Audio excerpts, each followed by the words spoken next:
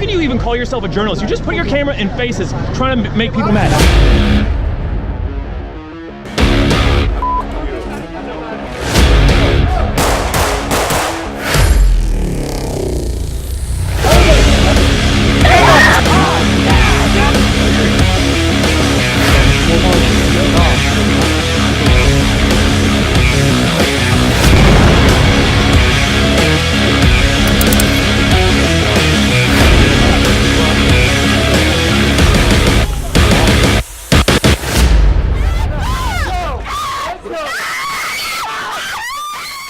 The driver of the BMW was going north on Springdale. Somewhere, somehow, the driver lost control of the BMW, veered across the street, across the sidewalk, onto the right-of-way, and ended up hitting this light pole right here in the car.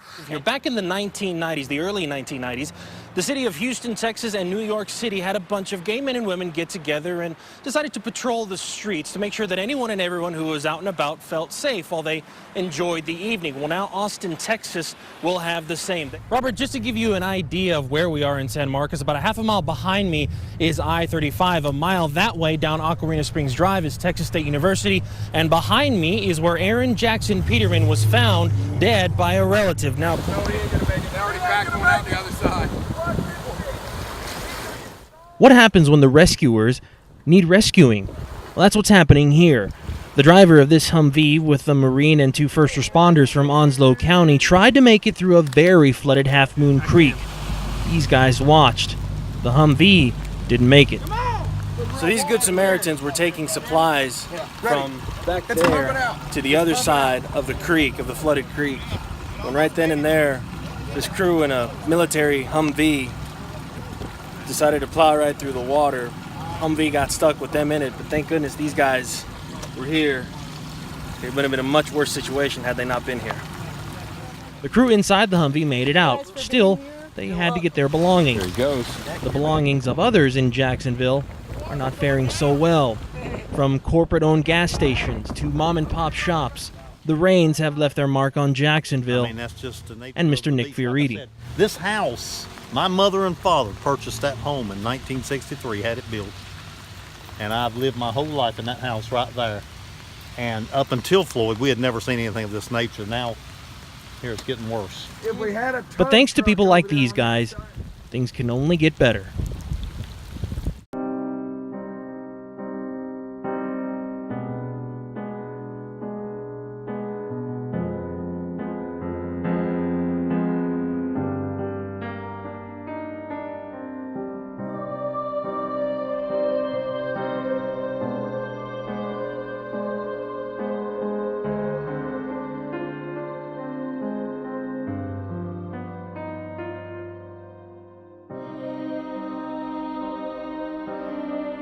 It's been used in the medical community for literally decades. Unfortunately, it's probably going to be really useful.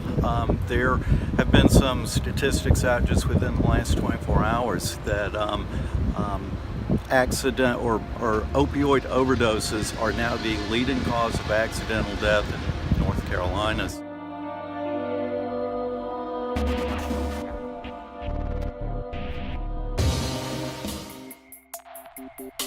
When it comes to solar, the future is bright, especially in North Carolina. It's the second largest producer of solar energy, only behind California. But when a tariff or a tax on a specific import was announced on solar panels from China, things suddenly looked a little dim, particularly for Stu Miller of Yes Solar Solutions. They install solar systems for homes and businesses. Although we'll probably be able to absorb some of the cost increase, I do think that there will be higher prices, which could lead to less adoption of solar in the state. And unfortunately, that could lead to loss of jobs. A lot of jobs. The Solar Energy Industries Association says 23,000 jobs could be eliminated this year alone.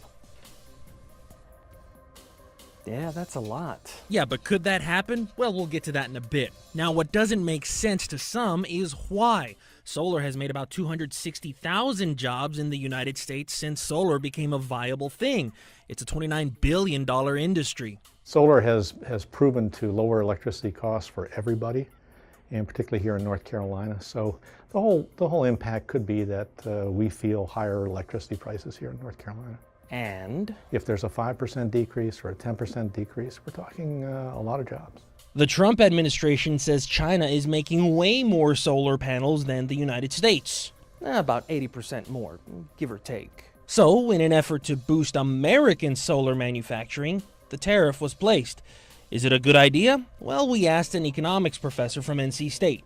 I don't think this is the end point. I think what they want is a trading world where we get something, perhaps access to Chinese markets, opening up Chinese markets more to U.S. companies, which has been an issue. We get something in return for reducing this tariffs. And Now, the other thing that could happen is that the administration might want to encourage foreign producers to bring that production to the U.S., and that could be one consequence, which would perhaps be a win-win for U.S. jobs as well as a win for example, with respect to solar users. so, do we need to ring an alarm bell? I think it's too soon to ring the alarm bell. I do think that those who are advocates of solar power are disappointed, are going to be disappointed. As for Stu and his North Carolina-based business, This whole solar industry is like riding a solar coaster, and we're constantly being challenged by either political factions or